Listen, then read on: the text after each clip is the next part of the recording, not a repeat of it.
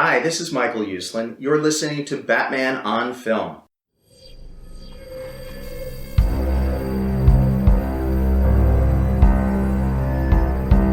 I'm vengeance. I have given a name to my pain.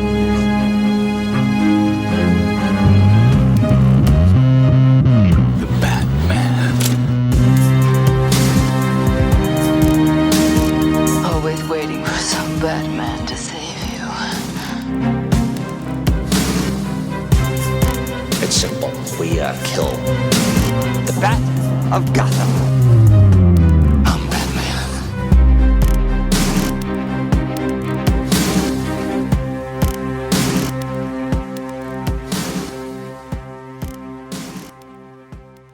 Hello, Bat family, and welcome to this episode, number 180 of the Batman on Film podcast. BOF is the sponsor and a proud member of the Batman Podcast Network. Check out all of the shows over at batmanpodcastnetwork.com and follow us on Twitter at BatPodNetwork. I'm Garret Grev. Thank you for listening. If you would be so kind to rate and review the podcast, I'm going to go ahead and read it on air because I think maybe you'd like to hear it. Maybe that could be fun. So we've got a new review that came in from Grain Belters. Grain Belters says, enjoyable group, great Batman content. He says, I'm no Batman superfan, but I did watch a lot of it as a kid. I've enjoyed all of the movies since and was pleasantly surprised how enjoyable this podcast is. At first, I thought it wouldn't be for me. No, he's wrong. But guys like Garret, oh, that's nice. Guys like Garret keep it interesting, and the entire group seems very relatable. Check it out, even if you were on the fence. It might be something you end up liking. First, let me introduce. Thank you, Grain Belters. I appreciate that very much. I'm going to introduce the guest for today, and then I'm going to ask him about the review before we get into the main content. But first of all, I said guest. Yes, that means I am not alone. There is a man. You're very familiar with him. You're very familiar with his voice. Yes, he indeed sat behind, not this very microphone, but metaphorically this very microphone for a long time. I got to cut my Bat Pod chops with this gentleman. He is a BOF senior contributor. He is the third Mario brother. He is the incredibly shrinking man. He is Mr. Ryan Haas, and he is back on the program with us. Ryan, what up? Welcome back, buddy. I'm here. It's so great to have you. We talk all the time. We haven't actually recorded together in a while, so this will be fun. Guy that I also talk with all the time, but I tend to record fairly frequently with, is also here. You know him as a BOF senior contributor, 50% of the Straight Out of Gotham podcast, and the meatball champion of New Jersey, Mr. Peter Verra. Welcome back, Peter. Hey, boys. I'm really just pumped to get Haas out of the kitchen because I'm tired of getting pictures of those like brownie sandwich things. Dude, I feel like I live in the kitchen these days. Half the time, Pete will call me and he'll be like, let's FaceTime. And I'll be like, okay. And then he'll be like, you're in the kitchen again. It's like I'm watching a kitchen cooking show. I mean, dude, you might as well be like Bobby Crocker for all I know. Who's that? It's incredible. Betty's brother. Okay. I don't Mario know. brother and Bobby Crocker. Yeah. Dude, Haas, I don't know how you have been able to like continue on your fitness and well-being journey with some of the delicious treats that you are cooking up or picking up from the local places. Like, I envy you, man, because if I had some of the delicious desserts and what have you, I would get diabetes immediately. It's crazy. Like the more stuff I post is like, I do make more things than just like sweet desserts all the time, but you would not think that. But that's part of the trick is like, research and math and calorie counting has enabled me to make things that are like, that look way worse for you than they actually are. And that's part of the trick. That's part of. I feel like you just eat like carrot sticks and celery all day, and then you just have like dessert. You would not be that wrong, Pete. It doesn't sound that fridge far full off. of carrot sticks, but yeah, and at 8:00 I'm eating the brownie peanut butter sandwiches. So yeah. Well, you guys know, Bill Jet Ramey, to the listener, the editor in chief of Batman on Film. We've been talking about doing a cooking whether it's a vlog or social hour or a podcast or something for a long time. He's just looking for an excuse to get the pot out again. That's all that is. The pot. Yeah. We're talking about gumbo here, not something to enhance your appetite. But those ideas have been kicking up again, listeners. So be on the lookout. We might have a culinary edition of the Batman on film. I don't know. Pick your poison. Whatever media or venue we'd present that on coming here quickly. But guys, I mentioned it when I read the review because, we are the initiated here. And I feel like a lot of the listeners, that are downloading this podcast regularly are people that have either, been with the site for a long ride or are, diehard Batman fans that are just looking to consume more Bat content and, maybe have heard of us, but now are just listening. I was surprised to see a review from somebody that's like, hey, I kind of found you guys. I wasn't sure if I'd be into it, but that's I liked weird, it. right? It's like this right. is a little website called Batman on Film. It's not like it's the oldest one that there is, but or I'm not a Bat super fan, but I liked all the movies as a kid, and I've watched them, since then. And then one day, maybe it's the pandemic, right? Maybe it's maybe it's people bored, not a lot to do, and it's like, heck. My kids like Batman now. That reminds me of when I liked Batman. I wonder if there's a podcast about Batman, and away we go. I don't know. Right. Anyway, I was surprised to see that one. So thanks, Green Belters. Appreciate you writing in. Hope you enjoy it and stick around for a while. We should have a very exciting year because, hashtag the Batman is coming, and tonight is damn going right to be. I mean, it's a weird only. At the time that this episode will go live, 1 calendar year away. So by the time listeners, you are listening to this episode, it will be at least March 4th, 2021. And the official release date as of now, God willing and the creek don't rise, we're talking about March 4th, 2022 for the and that's premiere. Significant for a lot of reasons. Because one, not only am I going to be seeing the Batman, but I'm going to be in Texas to eat some gumbo. Right. That's the plan. Batman and gumbo. I'm going down to the great state of Texas. I'm going to kill 2 birds with 1 stone. Tex-Mex barbecue. I'm going to eat it all. I'm going to be vaccinated and I'm going to be drinking Buc-ee's, beers. Alamo Draft House. That is what I'm talking about. We've already got it planned. And if any of you all listening would like to get more information, head on over to the website. When there's big motion pictures that are released, we like to try to rally the troops and get together and have some fun. And hopefully, again, God willing, by this time next year, it will be safe to do so. Yeah. But the last it doesn't one, matter. the last Texas one is open, bro. Texas is open. Oh, yeah. Yeah. We can go there right now. We're going. Yeah. I'll be there. Pew, So. pew, pew. Pew, pew. But, if you want to go back to a lovely earlier time when you could see movies and things were less controversial in our society, look no further back than when the Joker movie came out. If you go back and listen to our podcast on that, I think the last time we did a big BOF watch party we did in New York. Sitay and me and Pete and Eric and all kinds of other amazing folks. Reno came down from people. Montreal. So we got to watch that together. And boy, it sure seemed like the worst thing in the world was that Joker movie. And then other things happened. It was terrifying, right? That was going to be the most terrifying thing to happen ever. It's going to destroy our children. And now look, turns out it was just fine. But, the world is a crazy place. It's a funny world we live in. Right. Wearing masks has been controversial one way or the other, whether it's clown masks in a fictional Gotham City or, related to pandemics. But between now and when the movie is released, we here at BOF are going to start a new little series of podcasts, intermixed in with the regular episodes, talking about, the stuff we typically talk about, focusing on the characters that we know and are confirmed to be in Matt Reeves The Batman. And tonight is the first one. It's the first, kind of go we're going to have at it. And Peter and Ryan have joined me to talk about the 2-part extraordinaire from Batman the Animated Series, The Cat and the Claw. And yes, that means we are going to be talking about Catwoman. Likely a very different iteration of Catwoman. But the idea behind this series is just to kind of take a look at some of the meaningful or significant interpretations of these characters from the past, talk about them a little bit, and if possible, think about what that might mean for the character's representation in the upcoming movie. Very speculative, but very fun, right? We got to spend our hours sometime.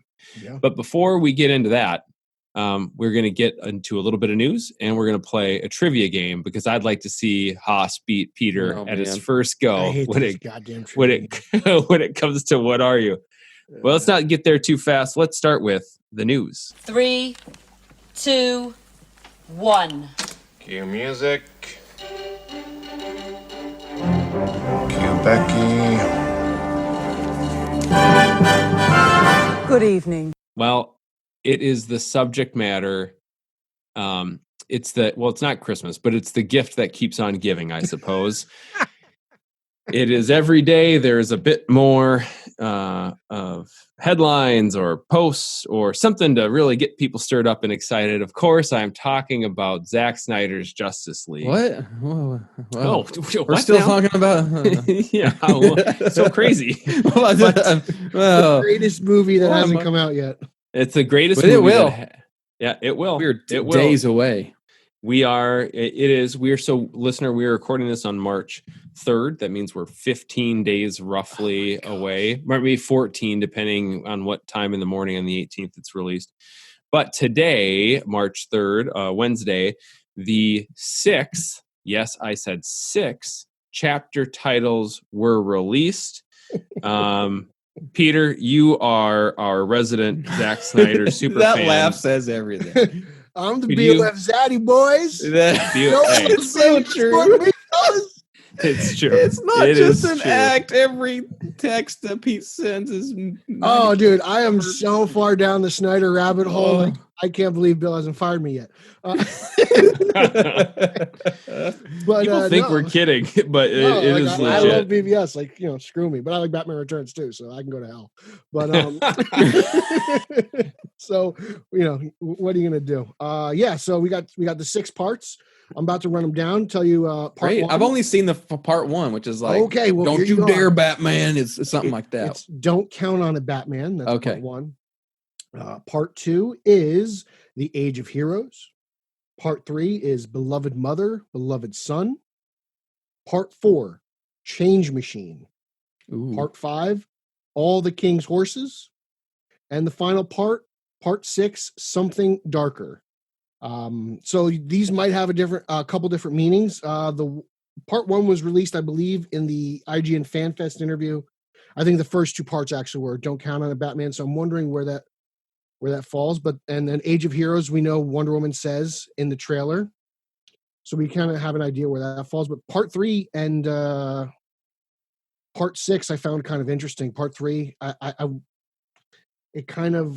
I'm thinking Martha Kent, right? It's got to be some sort of Martha Kent, Clark Kent thing going on there. Mm-hmm. That was the Dear Mother, Dear Son.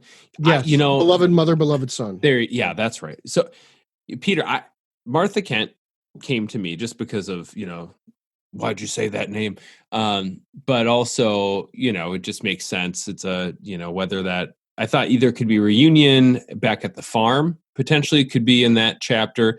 But I also then was wondering, I wonder if it's a mother box thing. Is this a mother box and Cyborg? Mother box. Or is it both? Is this It could be Cyborg and his mother. Remember, Snyder released that picture of Cyborg looking at his family, himself included. So it could be a part, and that's new. We didn't see that in Justice League Whedon. So you know what was interesting to me, with the exception, and maybe even with Chapter 1. Those titles seem like the track listing for an alt metal concept album. Yeah. Well, Change Machine it's the especially. same. It's kind of the same Yes. deal as when a soundtrack score album would come out before a movie, and you'd read the track titles, be like in a Star Wars movie, okay, Duel of the Fates. That's gonna be at the end where there's a lightsaber battle. You try to guess what's gonna happen, but I guess the only difference here is we know what's gonna happen in this movie. Change Machine is kind of interesting because just It's like a 9 Inch Nails song. Just going back to Justice League, Silas Stone calls the mother box a change engine. I don't know if that's written by Whedon or whatnot, because God knows how much that movie was remade in the 3 months that it was filmed the second time around. But so I'm curious as to where that falls in line. We know something darker. Bruce says that in a lot of the trailers, right? You know, he says it to Diana when he's speaking. It's probably dark side stuff. Yeah, darker. I'm sure it dark is. side. Ooh. I'm sure, or maybe I don't know. Maybe it's the right before the final end sequence. I have no idea. But like, are you going to see these titles pop up in the movie, or if you just play the thing, or is it just going to play? I think they're broken up. I feel like they're broken up. There was an announcement that there would be like distinctive break spots within the movie where you could stop. So I've assumed that these now title cards, and especially the way that they were shown, sort of black screen with the wording. My assumption has been that that's how they'll be presented. I was also, Haas, I don't know what you were expecting before this, but I was surprised at 6. 6 was a shocker for me. I thought probably, in fandom, I remember the coverage saying 4-hour-long episodes was the original thought. So I assumed if there was going to be chapters, we'd have 4. But well, no, not really. I mean, yeah, just because like you wouldn't break it up by timestamp. You would especially because it's now a full feature. It's just a feature. I think these chapter titles are probably more akin to movements in the story. Like if you look at the 3-act structure, it's not there's a bunch of stuff that happens at the beginning, then you have a big crescendo, then you have the climax and your denouement. So like those last 4, 5, 6 might all happen within like the last hour or something, just because of like how the storytelling works. So I wouldn't put too much stock into that at this point. It seems like they probably just got the full movie and figured out where these things would go. So maybe more thematically structural than time frame structural. And that would probably fit within Snyder's MO a little bit more too, but that's just my speculation. No, it's fun. The speculation is fun. Peter, do you think do you anticipate within any sort of publicity between now and then there will be a point made to let people know that there are chapters? Because 100%. Because first of all, I think the 4-hour runtime has been a topic of conversation. I think that's been...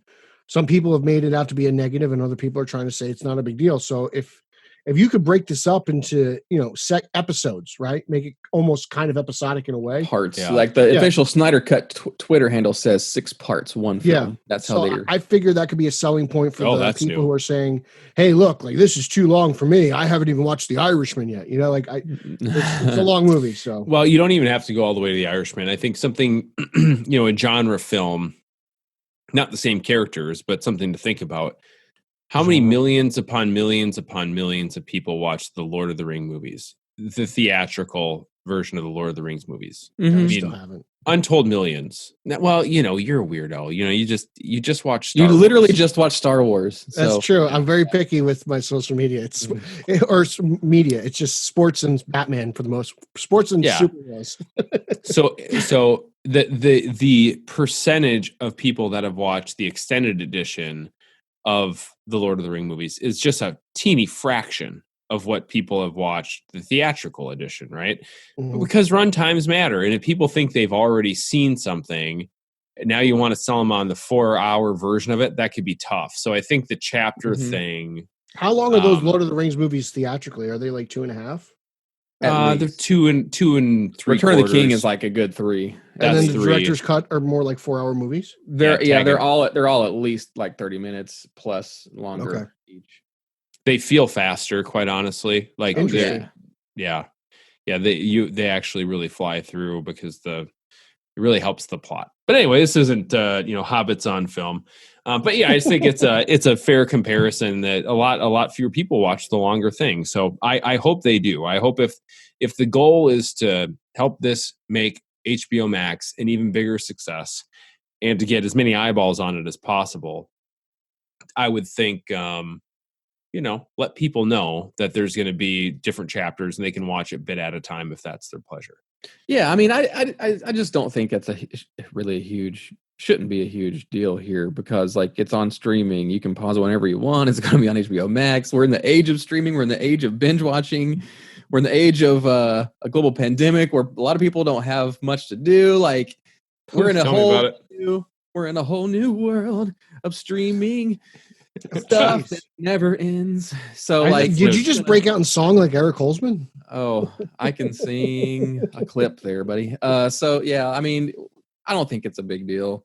It's just yet another selling point to this esoteric thing that they will keep having to like try to market. And I, with only a couple weeks out, I don't know. I don't really, every time somebody from BOF comments on marketing, it seems to kind of rub people the wrong way. But then again, a lot of things that anybody says can be deemed controversial on the internet these days. But you know what? Like, I just got an email from HBO Max like yesterday that was like, see what's streaming in March and on HBO Max, and the Snyder Cut wasn't mentioned in that email at all, and it comes out in like 2 weeks, and I'm like, what are you all doing? Like, it's really strange. Like, shouldn't there at least be like and even if it's later, it's like, and coming up, and before the end of March, Zack Snyder's Justice League. Like, I have gotten, and like your neighbor's teenage son told you, Zack Snyder's Justice League.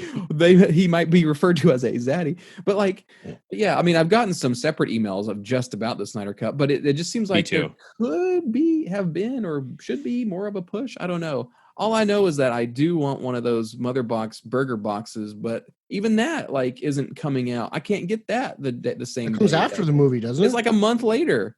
Yeah, I want that burger box, man. Yeah, it's kind of goofy, though. I think a lot of this has been strange. I do think, Snyder has been obviously, masterful at keeping people's attention over the past couple years, really, at this point. So for the people that have been on the journey, they're going to get this thing. It doesn't matter if it's in chapters. It doesn't matter if they get emails. For those of us that love these characters and maybe didn't love everything about what Snyder was doing with them, we're well aware and we're curious. We're going to check it out. A couple weeks countdown, and then it's on, more focus on the Batman, and we'll go from there. Sure, Garret.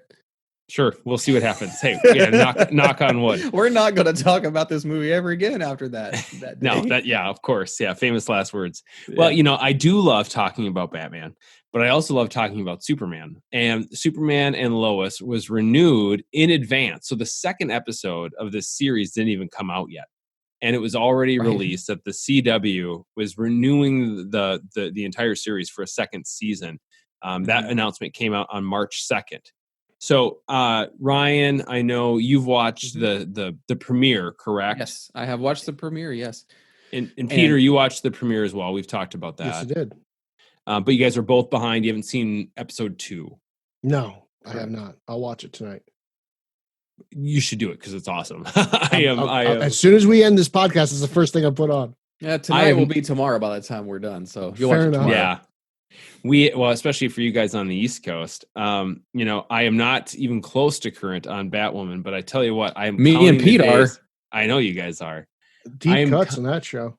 I am counting the days between episodes of Superman and Lois at this point because it is just that good. Here's a question for you, Garret. Like, yeah. So you're a Superman guy anyway. Have you talked about this on a show yet? Yeah, you did. You talked about. I listened to it even, so I know things. But like, you as a Superman fan and as a father of many boys, many. I'm sure like this show probably has to touch on a really like crazy spot for you, right? Like, especially like taking cues from like one of the best Superman runs in modern history, that Tomasi run of Superman. How Peter says it. Yeah, Superman being a dad. Like, they've masterfully taken that kind of broad concept and translated it to TV. Even in the one episode I've seen, I'm like, this is hell yeah, they've got something good here. And heavy and heart-filled. And I tell you what, man, I could wax poetic about these first 2 episodes as a Superman fan and as a father for quite some time. There is a line, and it stands out because it really feels like a lot of the emotional weight and center of the character is based on it. And it's from Martha Kent in the first episode that says, like, the most important thing you could do for these boys is to show them the kind, considerate, vulnerable man that you are as a father. And I was just like, oh my gosh, you're like speaking right to my very soul on the way I try to raise my boys, And it is incredibly touching that you have this character And I think the approach is so good because you get to kind of bring your own history with Superman to the show. This in some ways could be, you'd have to, a bunch of headcanon, quote unquote, to get there. But this could be Henry Cavill's Superman. This could be, more headcanon, Christopher Reeve's Superman. It doesn't have to be Supergirl Superman, because it is Clark and Lois at a point in life that most of the audience hasn't seen before. And it is, artfully and reverently done based in sort of like the collected mythos of what we know of Superman without alienating anything, but also while not being generic. And if you can't tell, I freaking love it so far. You're not the only one. I mean, I haven't seen episode 2 yet, but it's been getting great great spoiler-free reviews on Twitter. So I'm very lucky about that. It's this weird thing where it's like this kind of show only happens when everybody involved in it has the collective experience of making all of the other Arrowverse shows up until that point. And that's not to say that like you've had to have watched all the Arrowverse shows and series up to that point, but it's clear that they've had so much experience making these shows that are trying to like both be a CW show and a superhero show and comic book show. But like this one it really feels like just the next launching point of like the Arrowverse, because the tonally it looks and feels like a completely different, like it feels like it should be on like a HBO Max. It's not even like a CW, like compared to like Legends of Tomorrow or whatever. It's just completely different, but it's still that same Superman, but they don't like make you feel, it's like a good brand new comic book series with like a new creative team. They don't like, you can jump in and you don't miss anything, but it's still enriched if you have watched everything. So it's really smartly done. Like on a bit of a smaller scale, Berlanti's almost like Feige.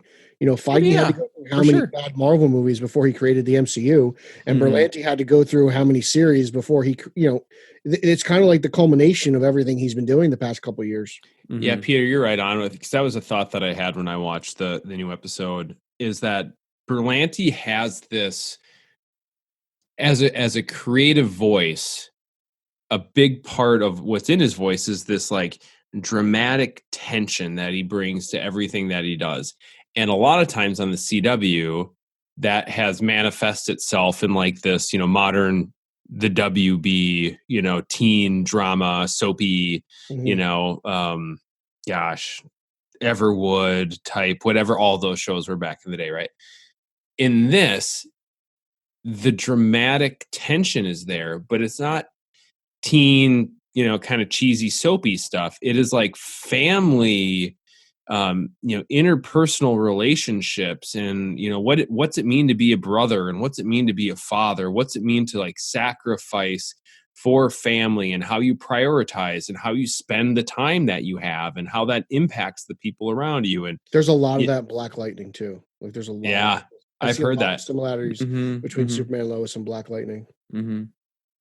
Well, anyway, we're getting more of it, and I think from almost anyone I've talked to, besides some goofy things online that want to just say, "Oh, it's Man of Steel light" or something like that. But it's not Henry Cavill. But I tell you what, if we don't see Henry Cavill again, I'll still be disappointed. This takes the sting of that away, because it's very. That's a good way to good. put it. That's a good way to put it. Yeah. I agree. Well, guys, the hottest trivia game sweeping the nation, Bat Trivia Game, is calling on both of you. It is time to stand up and answer the question. Haas is in this. What are you? Well, you get your work cut out for you. I'd like you to do me a favor. I want you to tell all your friends about me. All right, Haas, I know you listened to the episodes, right? But I'm going to give a rundown for the listener, because just like Stan Lee says, every comic book could be somebody's first comic book. Every BOF podcast could be somebody's first BOF podcast. Clearly, based off that review we got. Right, it's crazy. Great callback, by the way. So this is the game where I give you 3 clues. These are like normal difficulty clues. They're not giveaways. You're going to have to think a little bit. I've got these guys on camera. You're only hearing them, but I've got them on camera. And we're all under the bad oath to be honest here. So after each clue, I give these guys a chance to raise their hand. When they raise their hand, they let me know that they think they have the answer to the question. We will continue on until either both hands are up or all the clues are given. Now, I said so the first 3 clues are regular difficulty. That's because the 4th one is sort of the giveaway. If you don't get it by the time clue 4 comes around, you don't get to be Batman. You might not even get to be Robin. You are Harold mopping up, a leaky oil stain on the Batcave floor from the Batmobile. Don't do my boy dirty. I know. I always love going to Harold because Peter's got such a soft spot in his heart for him. All right, gentlemen, the first clue is also a giveaway. It's just a sort of establishing the terms of the game here. What are you? I am a character associated with the Batman universe. Okay? Bit broad. But these clues are going to give it away, I think, pretty easily. All right. So the first real clue is clue number 1. I am a female character that first appeared in 2004. What are you? Okay, clue number 2. No hands are up, listeners. This character was created by Teresa Rebick, John Brancato, and Michael Ferris. What are you? These guys are looking at me like I'm crazy, like these are some deep cuts here. Okay? All right, guys, clue number 3. This character received enhanced powers and abilities following a mystical resurrection by Egyptian cats. What are you? God, I hate you. I want to let everybody know these guys don't have their hands up. I thought that 3rd clue was practically a giveaway clue. Here is the 4th one. I think they're going to get it on this. This character's feature film was one of Roger Ebert's most hated films and one of the most decorated movies ever at the Razzie Awards. Oh, okay. I think I know this. What are you? Okay. Haas started waving first.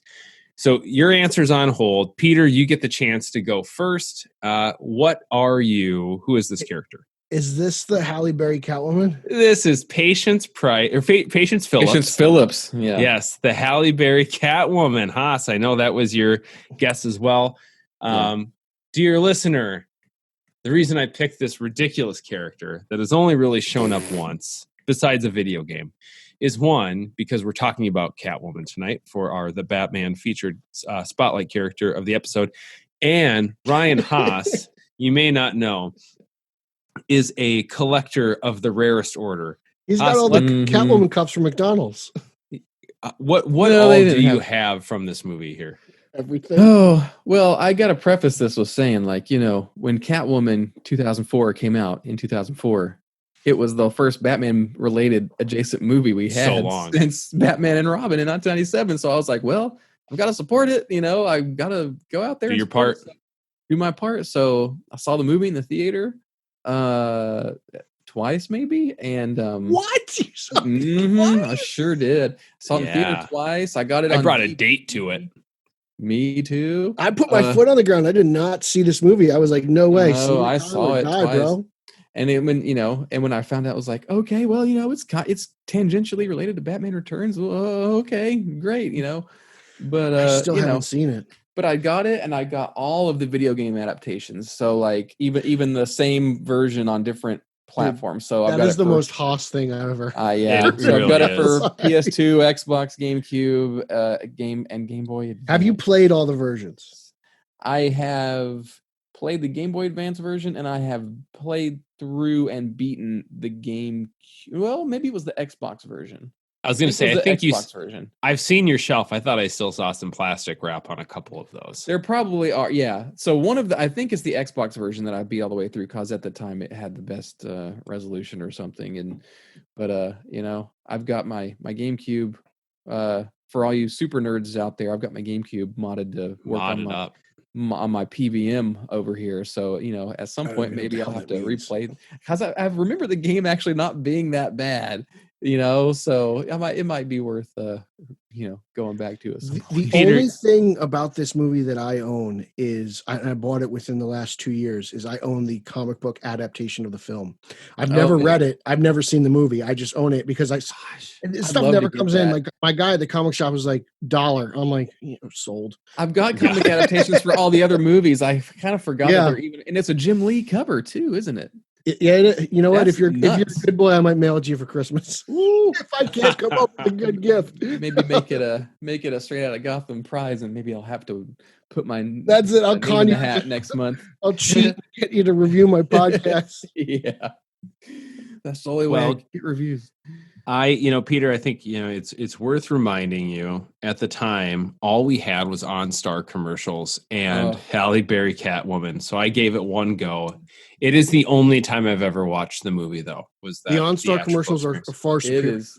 They are. Is to be it. That movie is you got to see it to believe it, really. It is just something else. But it does connect to Batman Returns. It does. It absolutely does. So it takes place within the Burtonverse. Right? Technically, yes, it does. Yeah. So maybe Sam Hamm will work it into his Batman 89. I was just going to say, could Patience Phillips show up in the Batman 89? She could be another intern at Shrek's department store. Right. Still, living outside the law, going about her cat business. But anyway, boys, thank you for playing. You both are heralds. I got two now. I got two. Yes. You weren't stumped. You got two. That's pretty good. Haas is batting 1,000 here, so you gotta take some more cuts. I think I'm doing better than Lauer though. You are. You got to get Lauer another show, so you can't brag on him too much. Anyway, boys, thank you for playing another thrilling edition of What Are You? And with that, we go to the main event, a discussion on Catwoman as portrayed by Batman the Animated Series, The Cat in the Claw. Atomic batteries to power. Turbines to speed. Ready to move out. Now, I know the intro music doesn't quite work because that was Batman 66, but, turbines to speed, it feels like we're really revving up to something. And Batman's Batman, bro. 100%. No one was more revved up for this animated series than a young Garret Grev. Would you say you were grevved up? I was grevved. Yeah. Oh, goodness. Yeah. I mean, now I would. Now that you say it out loud like that, I was super grevved up. I was such a my whole bedroom, guys, Batman. I know this isn't unique, oh my gosh. But in 1992, my whole bedroom coming out of Batman Returns was Batman and had been, I just got like a new bedding set because there was some new merch for the movies. I remember the curtains that I had. They were white with that black. It was, kind of like the poster or the black symbol on the snow background. It was all that. And every day after this bad boy premiered, when it was, on your after school block of television programs, and then on Saturday mornings, I would have a VCR in the family room, and we'd be recording episodes of Batman the Animated Series, and my mind was blown. I remember my brother and I, it really felt like every episode was like we were getting a new Batman movie. I don't know if you guys said, yeah. Oh, yeah. It felt like that in my bones. I was like, how are we this lucky? How are we this lucky to be alive at this time and be getting this thing? It was just incredible to me. And, The Cat in the Claw was a 2-part episode of Batman the Animated Series. It was directed by Kevin Altieri and Altieri. Yeah, thank you. You got to say it like you're Italian, Altieri. Yeah. Well, you guys know I live in Minnesota. I need some Jersey in the Altieri. And Dick Sebast. I don't know if there's an Italian way to say Sebast. But it first aired on September 5th, 1992. And this was actually, I don't know if you guys remember this. The first aired episode. It was the first aired episode that wasn't part of the primetime premiere event.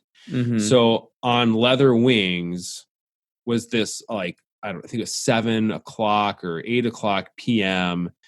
special event that premiered. But when the program actually started airing at its regular time slot, this was the one on September 5th. And then there was actually a big gap. So it was produced as part two. It's so weird. Yeah. It made you wait. I think it was 8 weeks. Do you guys remember that? I tried finding this for the show notes. No, I didn't. It was 8 weeks later. They made you wait for it. I want to say it was 8. I've seen it before. But I remember there being a gap. So I don't know. And I'm sure it's on the Wikipedia. I could probably pull that up while we're talking at some point. But this was the first introduction of Catwoman in the Batman the Animated Series universe. And we are going to be reviewing this version of this Selina and this Catwoman and discussing the episode just a bit in general, and talk about what makes this unique, what makes this special, and any of the other things that you might want to talk about. So with that, we've shared just a little bit of thoughts, but, Peter, where were you, or do you remember watching these two episodes for the first time as a child? Or is this something, I know, because you guys are, a few years younger than me, but pretty close to the same age range. But it feels like there's all these, like your ability to retain memories from when you're, like what would I have been, 9 versus 5 are wildly different. Do you remember the first time you actually watched this episode? And was it when it first aired, Peter?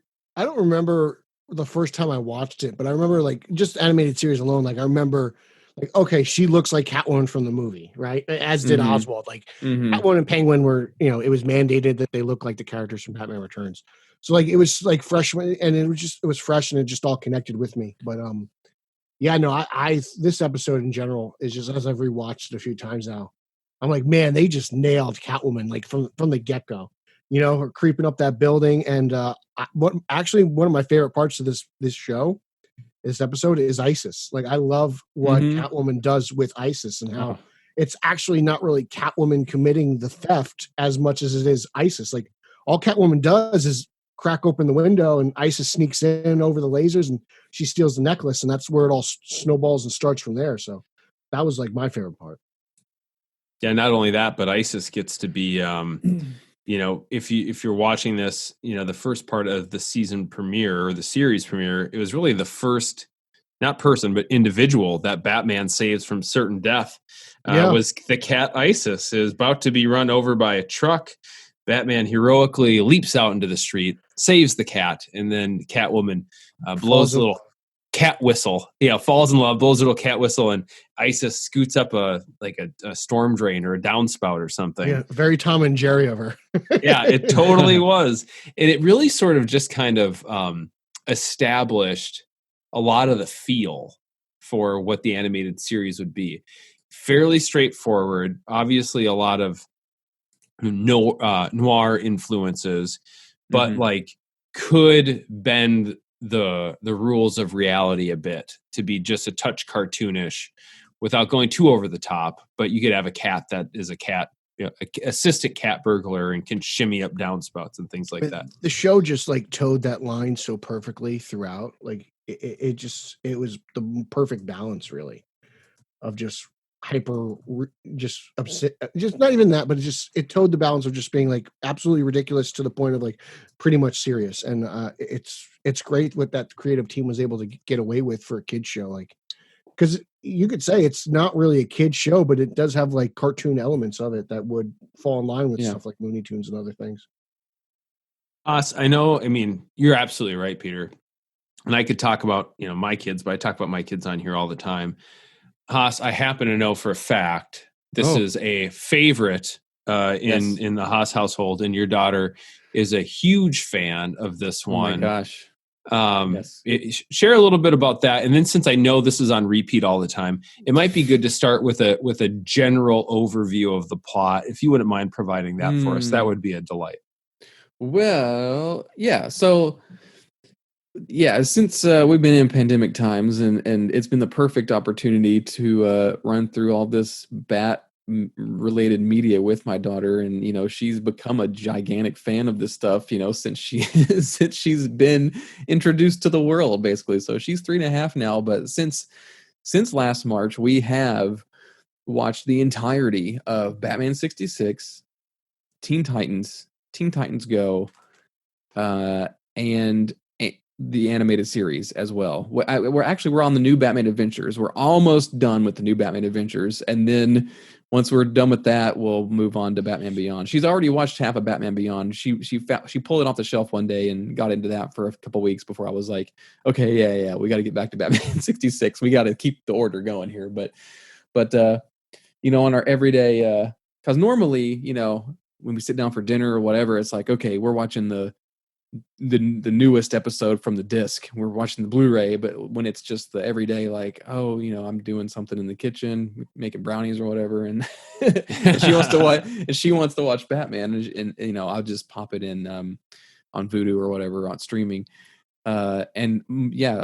she'll ask to watch the Batman Catwoman episodes very frequently. So these two episodes are ones that we've seen quite a bit, and so there's definitely something to them that's to these episodes that's pretty captivating for a kid like her. And it's obviously got to be that, like, girl focused, because there's a woman villain and there's Catwoman and Batman. Like, there's a lot of cool elements that I think have a wide appeal.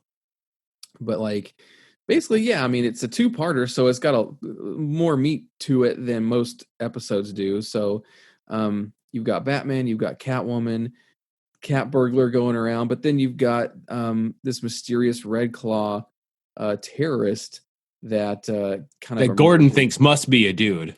Well, not Gordon, like Batman. Everybody does. Everybody. One thing they kind of beat you over the head on the episode about, like, we got to find this Red Claw. He's a bad dude. He's a bad man. So he definitely pees standing up. Yeah, they really play up that, like, they just assume it's they refer to the person as a dude, and then when it's revealed that it's a woman, it's like, oh, it's a woman. And then later in part 2, when Batman confronts Red Claw for the first time on the train sequence, she's like, it's so memorable. Even as a kid, I remember this. She was like, it's surprising you've met your match, Batman. It's not surprising that it's a woman, but it's like, but he's already met, like, Catwoman and stuff. But yeah. So then, like, these episodes juggle a lot. They introduce Batman and Catwoman, but also Bruce Wayne and Selena Kyle. Bruce and Selena, yeah. Yeah, and I mean, that's the best part of the episode is that character focus on the duality and relationship between Bruce, Selena, Batman, Catwoman. It's so well done. Like, they definitely took their cues from Batman Returns, but also all the comics, and condensed it and made its own new thing, a new spin on it for the animated series. So other than it probably is, like, I don't know if this is fortunate or unfortunate that it probably is the best, part 1 at least. Part 2 is not as good as part 1, I think, but like, it's probably the best. It's probably the best Catwoman focused episodes of the series. Absolutely. My second place episode with Catwoman would be I think it's Catwalk, towards the end of the main animated series, it's like a Catwoman ventriloquist episode. And that's something else to note, is like, most of the episodes with Catwoman, you'll notice she's not the only villain, because they always play her up as like an anti-hero, so they can't they're comfortable with having her being the only villain, so there always has to be like, oh yeah, Catwoman and Red Claw, or Catwoman and Scarface, or Catwoman and some weird monster person, like well, even in this 2 episodes, like, her whole motivation for kind of everything is to try to, she's kind of like do the right thing, do the right things with the wrong intention kind of thing. Yeah, like, she's trying to save these cats from, this wildlife. She wants to make like a wildlife preserve. And she's bought out by like a corporate conglomerate, and they want to turn into like a resort and stuff. It's so kind of she's always had her own agenda. Yeah, what's interesting about like this version of Catwoman is, Catwoman has a very, like, her origin and motivations change wildly throughout the years, depending on the comic books or the movies or whatever. But the one thing that doesn't really change is how and why she interacts with Batman, and they nailed that in this episode.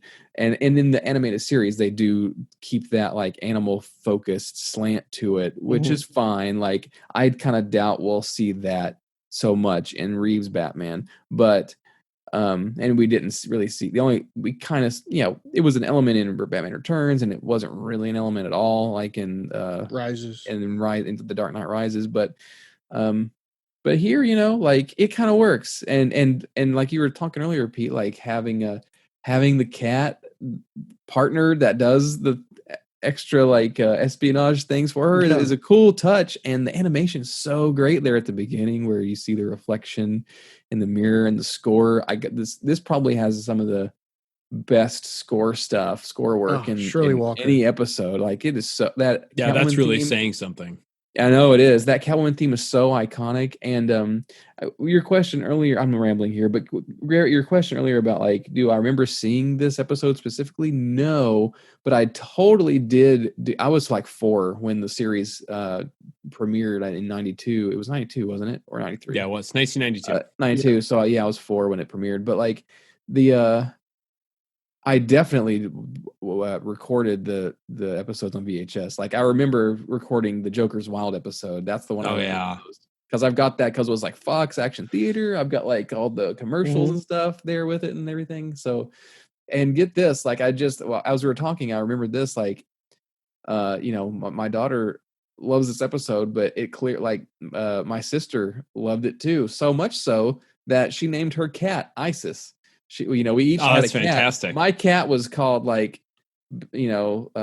Koopa. No. I just called him. My cat was just the Bat Cat, and then my sister's cat, she called her Isis, but after the name of the cat in this Catwoman episode. So clearly, we had seen it enough times, or for her, even her to be like, yeah. And I think for Halloween that same year, like she was Catwoman and I was Penguin, from Batman Returns. So it's amazing. We had You never told me this. I need to. Yeah, I was find the pictures between. Ryan. Between that and you talking earlier here about your bedroom. My bedroom was the same. Like I had like Batman animated series cards and stuff that I like taped on the wall. Like I had. I had those. Bag. I had a Batman Returns sleeping bag. I had, I think, those same bed sheets. Like I'm gonna have to go next time I track down an old photo album. I'm gonna have to take some pictures because man, I've got a few years ago I posted some Batman things on Batman Day of me like in the Batman '89 like Power Wheels I had and stuff. But I've got more pictures somewhere of like what my bat room looked like as a kid, and it's probably going to blow some people's minds of like, yeah, that's traditional like mid 90s Batman everywhere. Yeah, like, man, looking like a JC Penney catalog. Oh my gosh, it was like I would lean towards Sears. Sears is probably my department. I was the Sears guy too. Yeah. And you guys know I shared some pictures with you and I posted some on my Twitter too.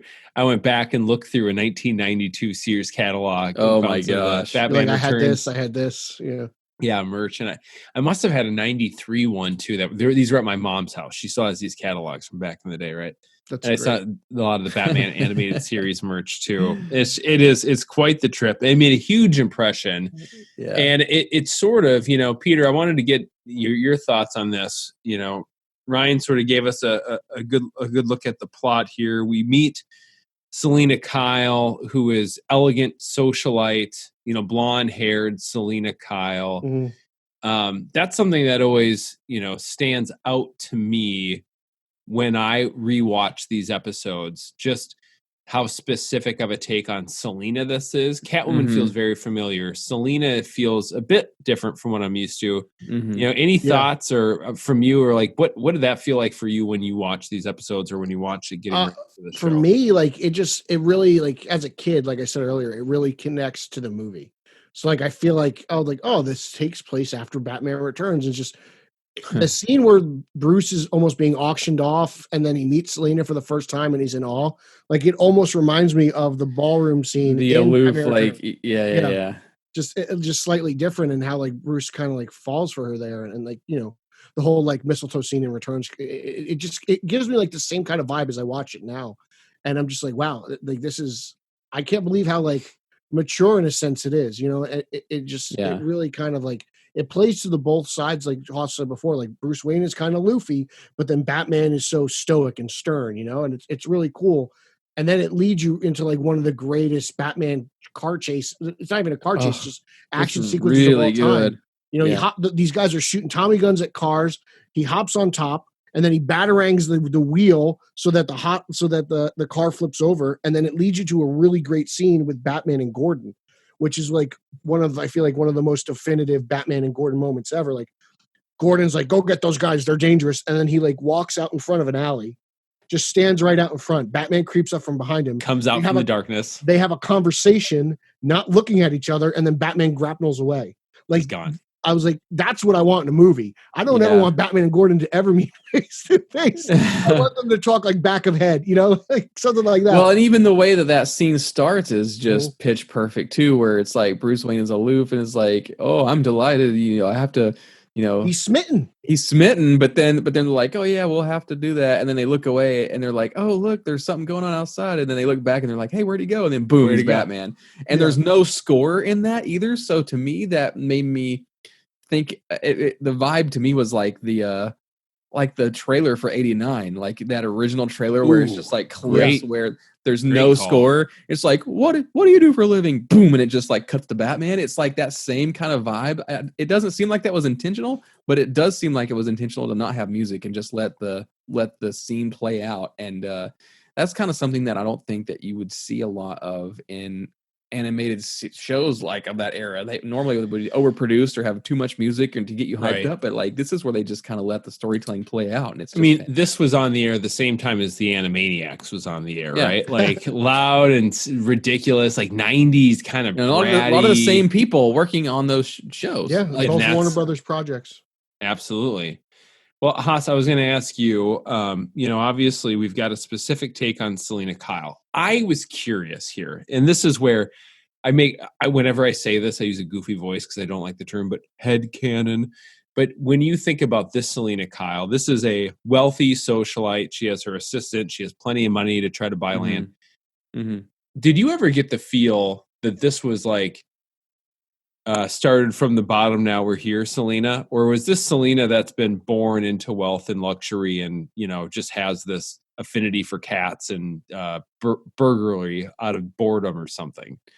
It seems like the way that you can extrapolate that from this episode, really, especially when you get to the part where it's like, oh yeah, I know piano because mom gave me piano lessons as a kid. So like it already like shows like, oh yeah, I had a mom and she taught me and I got piano lessons and stuff. This wasn't Frank Miller's Selena, is what you're saying. Yeah, exactly. Yeah, like there's enough context clues in the episode to kind of show that. Not that they couldn't retcon it if they wanted to, but they never really go back and do any of that in the series, really.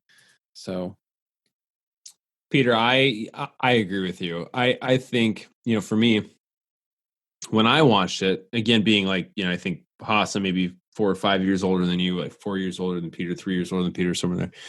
And I remember being a kid and being like, wait a minute, she was a secretary. No offense to secretaries, but she wasn't a wealthy socialite. Like, I really thought this was like the continued adventures of. Yeah, I didn't connect those dots as a kid. I was like 9. I think even at that time, I've mentioned this before, is like I already knew like this is a different thing because I knew this was different than the movie and that was different than Batman 66. But I watched all three of those things at the same time. But I knew like, oh, this is a different Batman. This is a different Batman. This is a different Batman. It was just close enough for me that it was like kind of this. I think it's supposed to be that. I didn't know how to like frame up the idea of like a spiritual successor. So direct. It was always sort of like, oh well, this is different. That's a little bit different. It's like I said, Batman's Batman. Like to me, I was just like, I just wanted Batman. I didn't really care. Like I remember watching 66 with my mom on like Nick at Night. So like. That's not 89. That's not Returns, and this isn't nearly as dark as those two movies. So it's just give me my cape and cowl, and I'm good. Like I could care less. We were talking about like Infinite and Frontier earlier, and all the universes and everything. And I'm just like, just give me stories. I don't care what universe or what it's in. I you look at Batman 66 itself. 3 cat women. Like 3 of them. Yeah, and they're all equally great. So it's like it doesn't matter. Well, I tell you, it's interesting because like where we're all, we're going to have to get Jeff Johns to explain how the hell there's 3 Catwomens. Yeah. How's that work? The 3 Catwomen can be his follow-up to 3 Jokers. I would love if he did that. I, as a kid, was the same way. I just want more Batman. And my son, Christian is 6 now. He was probably 5 when they first started watching the animated series. He was like your daughter, Haas, where he wanted to watch the Catwoman episodes. Those were his jam. And these 2 in particular. And my oldest, Michael, would like kind of make fun of him. He's like, Christian likes Catwoman so much. It's like his favorite character. I think he's in love with her. And That's so funny. Which one is like kind of adorable. And, when I was a kid watching the 60s Batman, Catwoman in that series sort of like awoken something in a young Garret Grev that I didn't know. My utility belt. Yes, that I did not know was there. Absolutely. And this is animated, so it's a bit different, but he's like such a big fan. And he wanted to know right away, like, are Batman and Catwoman like boyfriend and girlfriend? I said, well, it's really interesting, man, because if you look at this episode, and this kind of gets to what you guys are saying earlier, this Catwoman has a different, there's a little bit of a different power dynamic with Bruce versus Batman. You have Bruce, who is like in love or in lust with Selina Kyle. Selina Kyle, who is actually Catwoman, for the most part, unbeknownst to Bruce, who is in love with Batman. And Batman, who looks down on the criminal doings of Catwoman, while in fact being Bruce, who is in lust or love or whatever with Selina Kyle. So you have this like love, not triangle, but a love square. Only there's only really two different people involved in it. Mm-hmm. Oh, the tangled webs we weave. Right. Yeah. Until there's some mistletoe and to get you to, close. It could be deadly if you eat it. Peter, we brought up the fact that, this Catwoman has a real sort of animal rights activist push to the interpretation. That's not something that comes to my mind as being prevalent in a lot of other media or other stories. There's always an affinity for cats, but being like sort of an environmental activist, animal rights type character doesn't ring a bell for me. You read more. I know you've been digging through your back issues, and you're a bit more well-read comic-wise than I am. I'll give you that, even though you're not good at trivia. Does that portrayal strike true to anything else, or is this as unique as I kind of feel like it is? I'm pretty sure that's like a fresh spin. I mean, and the show is, privy to doing that. Like, Isis is pretty much a fresh idea for the show. She's never really had like a cat, an animal sidekick before. She's had like in other incarnations of the character, she's always been privy to like picking or like almost like, air quotes, adopting people, younger people, and teaching them the craft of that's theft. a good point. Holly Robinson, keeping them safe, right? Kind of a protective character. Like, protecting your area, protecting the streets, keeping out for what's yours. watching out for everyone's your back.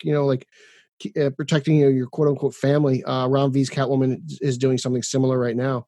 But the whole environmental aspect I feel is pretty new. 90s purple Catwoman, she definitely wasn't worried about the animals. No. She was, but she's always been, still at her heart, except for Batman Returns, she's always been a criminal. She's always been a thief first for the most part. Yeah. Regardless of the motivation. Burton's Catwoman was just solely after revenge. She wasn't, which might be the oddest portrayal of the character, as much as I love that portrayal. I don't love Batman Returns. I did as a kid, and it's one that's soured on me a bit over the years. I always watch it because one, it's a classic at this point, and it's a big part of my childhood. And I'd actually like to review that clearly because we are getting an Oswald Cobblepot in the Batman. We're getting a Selina Kyle in the Batman. So that will be on a future edition of this Road to the Batman podcast series. But the aspect of the violent nature of Catwoman, I think, is something that is sort of core to the character in a lot of ways, in a lot of interpretations. This is a character that is often willing to go to greater extremes when it comes to violence to accomplish their goals, whether they're, outright criminal or, otherwise, than Batman is. Like, willing to be a bit more brutal, willing to be a bit more sadistic even. We didn't see any of that in this episode, did we, Haas? Like, is there any hint of that whatsoever? And would there have been room for it in an animated series if I'm right it wasn't actually there already. I mean, I think you see more of it as the episodes go on. Maybe you see more of it, like, because we recently got to the, I don't know, the new Batman Adventures episode where it's got like Catwoman trying to recruit Nightwing.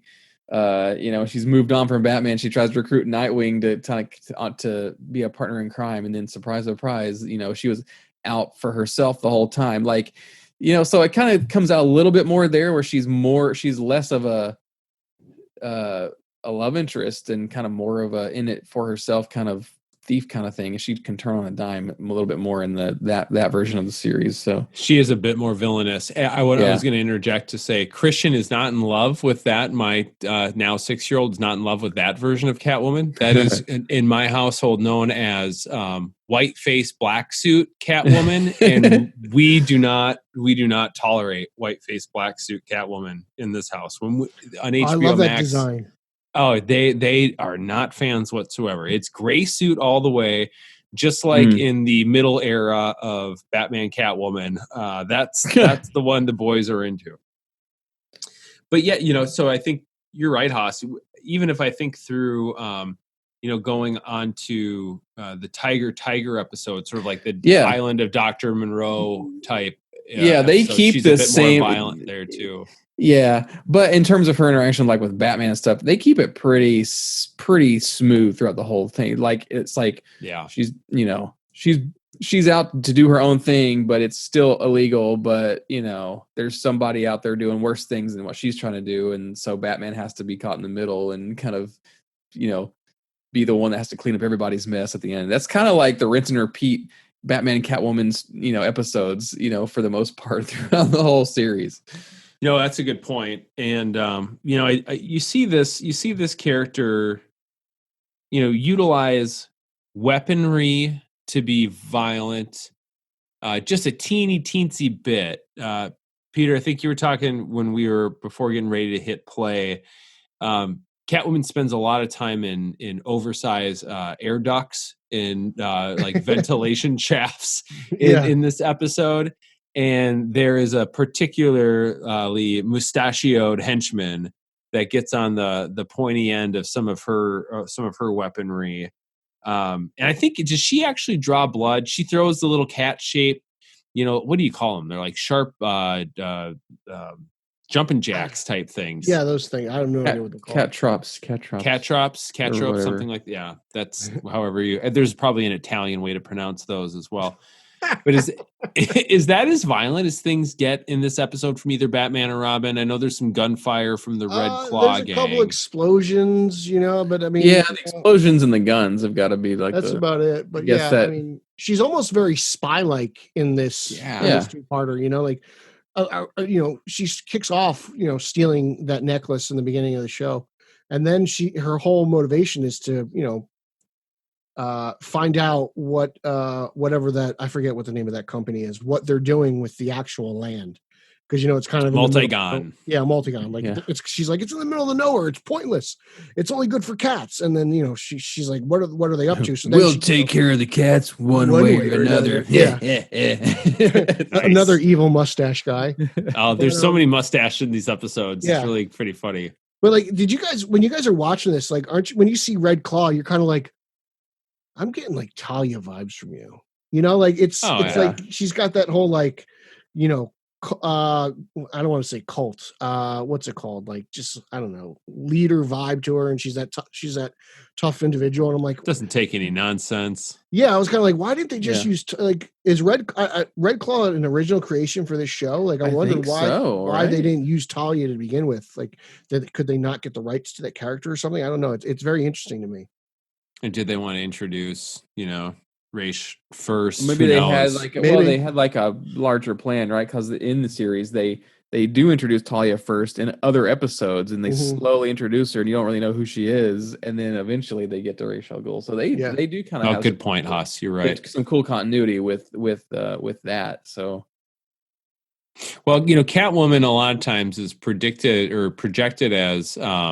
Depicted is the word I was just struggling to find. Depicted as a loner, right? A lot of times, sometimes bringing on reluctantly, whether it's a young girl working a dangerous corner or something like that, or helping Holly. some other people down on their luck as well. But it's sort of this like against the grain, against her sort of instinct.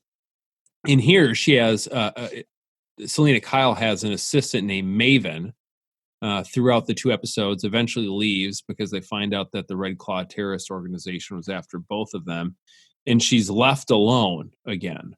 I don't remember her in the next series sort of getting a sidekick outside of Isis who returns.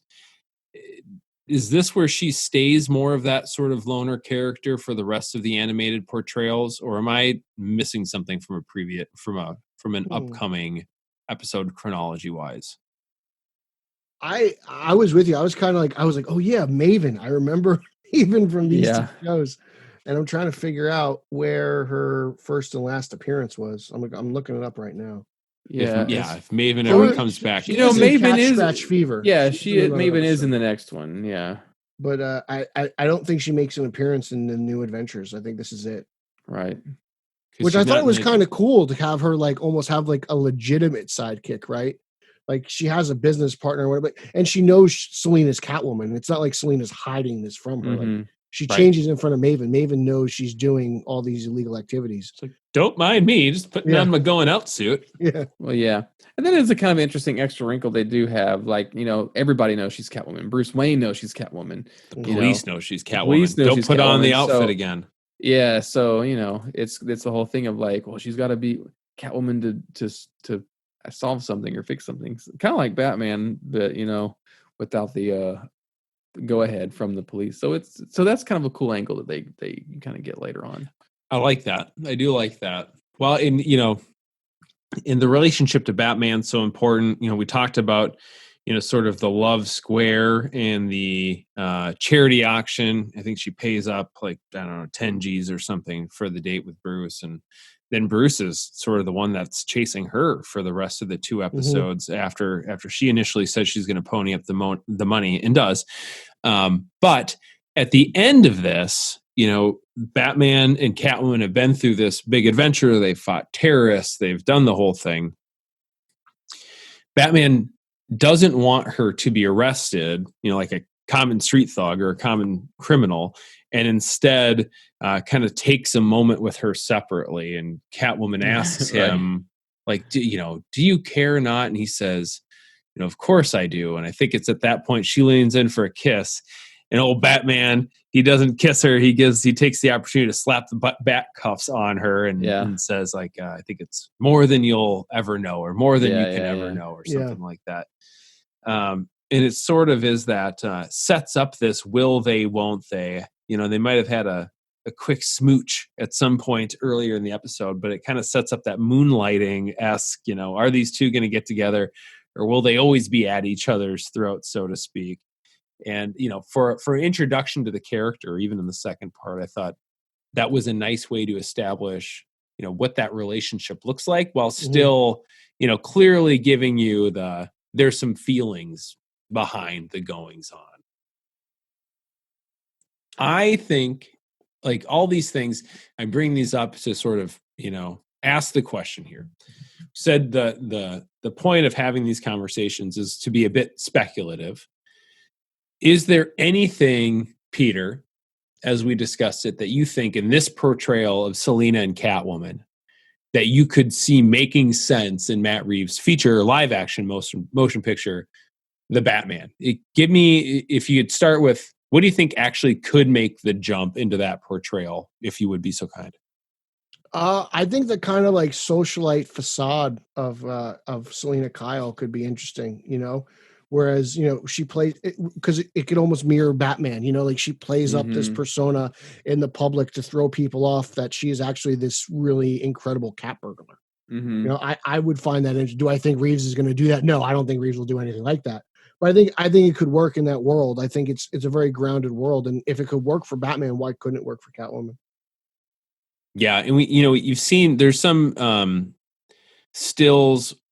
I hesitate to say whether they were official or if they were maybe illicit or not, But I think we've seen her in some fancier outfits. I believe attending a funeral, which is why I think maybe those weren't sanctioned WB pics, where she seems to be a bit dressed up as if she were a socialite, whether or not she is on the come up from a rougher background or not, or if they go the route of some of the other, Loeb cell stories, like is she related to, Falcone at all? Falcone, secret daughter or whatever. Right. Yeah. I mean, or they could do kind of something similar to what Nolan did, where she just kind of is acting. She's there at that ballroom in Rises just to, I don't know. But we wouldn't want people to say that he's Reeves' copying Nolan, what Nolan did. Oh God, yeah, God forbid.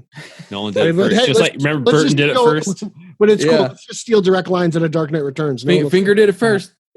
Yeah, Finger did it first, man. No point in making any more stories, Yeah. Haas, anything that you've seen in these episodes that you feel like, hey, this could translate, this would make sense in a.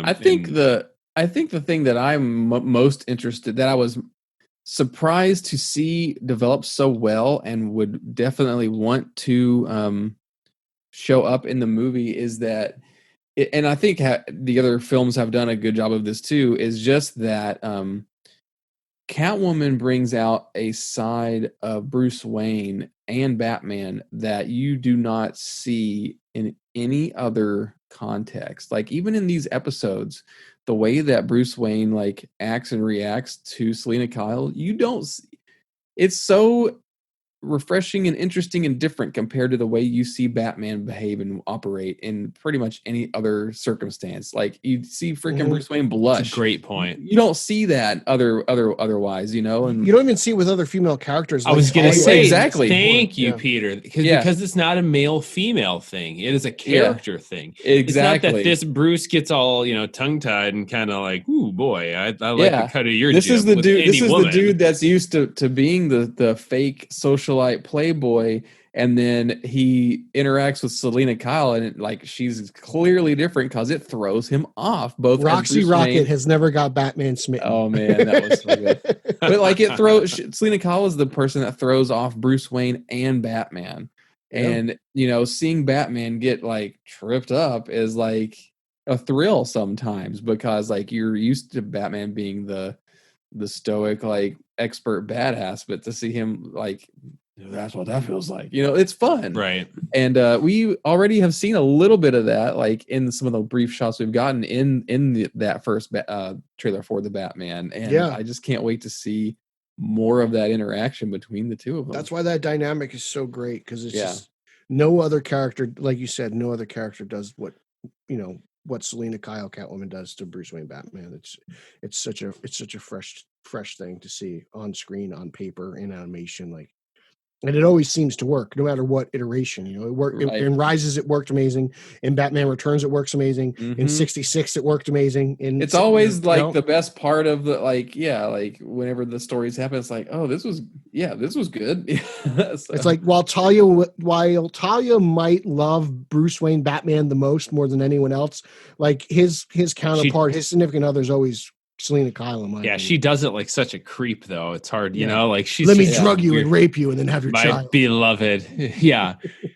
For me, it's a bit on along those same lines. I think what I think I could see translate into the Batman, while we're going down the road to the Batman, is that dynamic of Batman and Catwoman finding themselves on the same side of a fight, but not the same side of the law, or they become people that end up having a common enemy or working against a common cause while not truly being partners, and still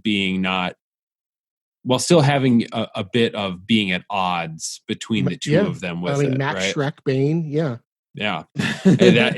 that is it stopped short of being a sidekick. There's a little bit of antagonistic vibe there, but there's a whole heap and bunch of attraction that, I would say, like this episode, doesn't get, clearly, given that it's animated on Fox Kids, consummated might be the wrong word for it, but doesn't ever, cross that line to being in your face, romantically fulfilled. Let's put it that way. Mm-hmm. Haas, let's start with you. What do you straight up see not making the jump from animation to the Batman? The pet cat and the secretary and the constant reminder that she's a woman. Like I think that's going to be a little on the nose. It's a little on the nose, which makes sense for the time it was made and the audience there. But I think it's just going to be inherent, like, to the character and a little bit more. What's what I'm looking for? A little bit more finesse and subtlety here. In ham-fisted. Yeah, which is only like its progress, and it's a movie, and it's earnest. Like, it's Reeves' movie is gonna be this cool, like, blend of old and new, and propelling the characters forward and taking them at their essence. I mean, we've gotten all that. We're gleaming that from what we've seen already. That's pretty apparent. That's what we're gonna get, and so yeah. So, like, I think it's gonna take a lot of those elements and cherry pick the best things of them, because those are the things that have made the characters endure this long already. Like, if you go back, even Tom King's, not even, but especially like Tom King's Batman Catwoman stuff, like, it plays off of the Batman Catwoman dynamic that has been present since 1940, and there are reasons why that has lasted so long. So I think Matt Reeves appears to be smart enough to know that, like, pick those things and let those things happen, but tell a good story too, and then that will suffice for what just tell a good story. And I think that he'll use that character effectively. So fingers crossed, man. He's a good storyteller. I would hope so. Peter, what stands out to you? You just don't see it happening. I don't think she's going to be this animal rights activist. Yeah. I think she's looking out for her and herself. I think it'll be kind of more in line with what Frank Miller will give us without her being a prostitute. Just kind of like that street person, just living every day, got to pay the bills. I got to do this to pay my rent. I don't think she'll be like the socialite, like a female Aladdin. Yeah, sure. It's a second Aladdin reference of the night. I love it. Yeah, definitely. Street cat. I think she will definitely be a criminal. Oh, God. Oh, man. I was like, who did the first Aladdin reference? I was like, oh, it was me. It was you. Yeah. You got two. Aladdin on the brain. You did your own callback, my friend. I love the live action remake they did, by the way. I thought it was great. It is pretty good. It is pretty good, man. And I'm glad they Dead cast shot Jafar. himself. Yeah. And Jafar was cast in what was it? Was it Black Adam? He's cast in something. I forget what it was. It just slipped my mind. Yeah. The guy who played Jafar was just cast in a DC movie. I'm going to Google it, but he was. It happens at least once a show. We reference something we don't have right in front of us. It makes for great radio. Yeah, I noticed that. Well, guys, I'm with both of you. I think you nailed it on the stuff that doesn't make it over. I doubt we see Maven. I doubt she's an animal rights activist. I doubt we see Isis. I bet she has a pat cat at some point. And I doubt she is a big environmentalist. But who knows? Peter, I tend to believe she is probably a bit of a cross of The Long Halloween and Frank Miller's. I think she will have established herself with some money. I think she probably's got a rough background. Maybe she has had to make some compromises similar to Anne Hathaway's Catwoman. Who knows? Mm-hmm. But we will. This won't be our last Catwoman centric. We should do a Catman episode. Yeah, he's not. What if we just speculate that he's in the Batman? Like, throw it in there, man. See if people notice. And it was Black Adam. So Marwan Kenzari, he was cast in Black Adam. Cool. It's Peter, so I doubt that's how it's pronounced, but good for him. We will revisit Catwoman again in at least one or two more of her other iterations on the road because the Batman is coming. All right, guys, we have had a very nice conversation. Why don't you, Mr. Ryan Haas, let the kind folks who have missed your lovely voice on this podcast know where they can find you and interact with you and all that fun stuff. What do you have to tell them about? Yeah, so allegedly I'm on Twitter sometimes these days, and you can find me there at SMB_Ryan. Of course, the SMB stands for the Super Mario Brothers Movie Archive, which has its own fantastic Twitter handle at SMB Movie, we're always tweeting stuff about that darned old 1993 Super Mario Brothers movie. And if you thought we ran out of content, boy, you're wrong. It's just like the Snyder Cut. It just doesn't stop. And we've been doing it for longer. So check them out. And of course, Garret mentioned the good old Batman Podcast Network, which has just been exploding so much lately that I can hardly keep track of it. But that's what's great about it, is because you can just follow that Twitter handle at BatPod Network. And that's just basically me retweeting all the cool stuff that everybody else is doing, like this show, like Straight Outta Gotham, like the Batman Book Club, and Everyone Loves a Drake, like all of us in the Batman Podcast Network family. There's just so much good content coming out right now. And just trying to promote it the best I can. So check it out. Love it. Thank you, Ryan. Pleasure to have you back, my friend. Yeah. Peter, you are one of the best plug man I've ever heard in my entire life. That's not true. I just talk. Yeah. But he's so used to it, though. The sheer volume of stuff you have to let the listeners know about, and the eloquence at which you deliver it, it's just really top, especially for a Jersey guy, man. Like, you're just so well spoken. Yeah, well, I don't talk like this. You know what I'm saying? Yeah, I know. You really get it out there real nice. Forget about it. What do you got to tell the people? You can follow me on social media. That's Twitter, Instagram, and Zack Snyder's favorite, Vero, at Pete Illustrated. You could follow the podcast that I co-host with the champion of Long Island, Eric Holzman, Straight Outta Gotham, at straight_O_G on both Twitter and Instagram. You could follow our Facebook page, Straight Outta Gotham. You can join our Facebook group, Straight Outta Gotham. You can read my reviews of Detective Comics, Dark Detective, and Man-Bat on BatmanOnFilm.com. You can check out my toy reviews for McFarlane Toys, Mattel action figures and Mafex action figures on Batman on Film YouTube. I've got interviews with Michael Uslan, James Tucker, Tara Strong, who else did I Ray Griffin, all on Batman on Film's YouTube page. And just interact with me on Twitter. Let's talk the talk. Let's have some fun. And we'll see what happens with this Snyder Cut movie. Thank you, guys. For me, I would love to keep the conversation going. You don't have to wait just in between podcasts to hear my thoughts or the thoughts of the guys here. If you'd be so kind, give me a follow on Twitter at Garret Wato. That is at GarretWato. And if we would also, just be real swell of you to rate and review the podcast. It helps us know what you like, and it helps us get more prevalent on search engines, the rumor has it. And if there's anything you'd like to hear about or any questions you'd like to send in, you can do that by emailing me at garret.grev@batman-on-film.com.